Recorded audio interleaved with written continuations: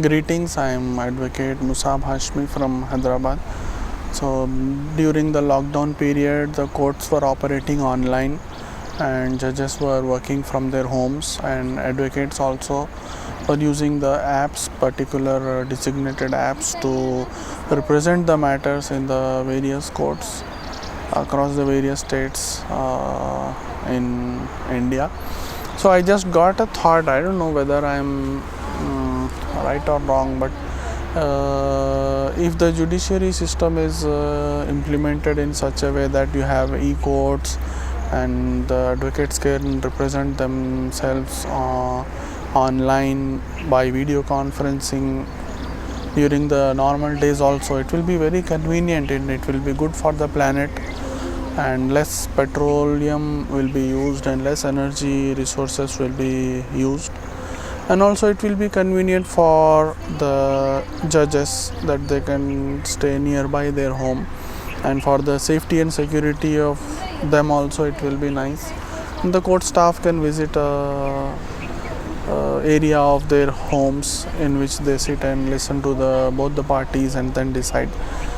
And also one of my friends was telling me that sometimes he gets a thought that instead of a person or a human deciding the case, how it would be if some software or application or artificial intelligence makes the decisions.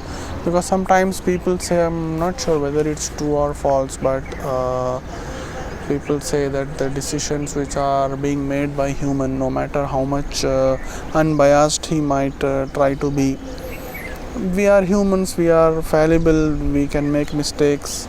So if the decision making process is also done by artificial intelligence or by some application, so arbitrariness, the randomness, and the chances of discrimination will come down. This is what I was thinking, but I don't know whether it can be implemented or not, and what are the new rules and regulations which should be made, and then some oversight must be made on the artificial intelligence so that it does not give the wrong decision.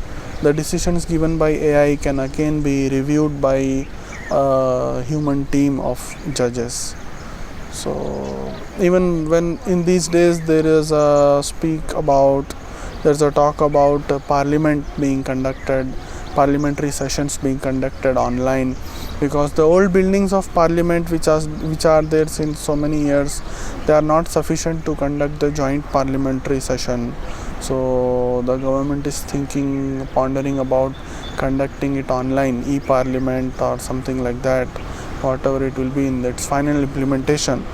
So what I suggest on the behalf of one of my friends is that during the lockdown period, we have already seen how the judiciary can work without physical contact, keeping in mind the social distancing, and the advocates were representing the matters on video conferencing at their homes, and then the judges were able to make the decisions at their homes by using the designated video conferencing apps.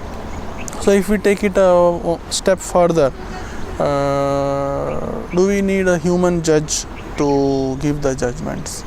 If the various sections and rules and regulations, we feed it in a computer which can use artificial intelligence or the apps or technically whatever it is, I am not aware of that.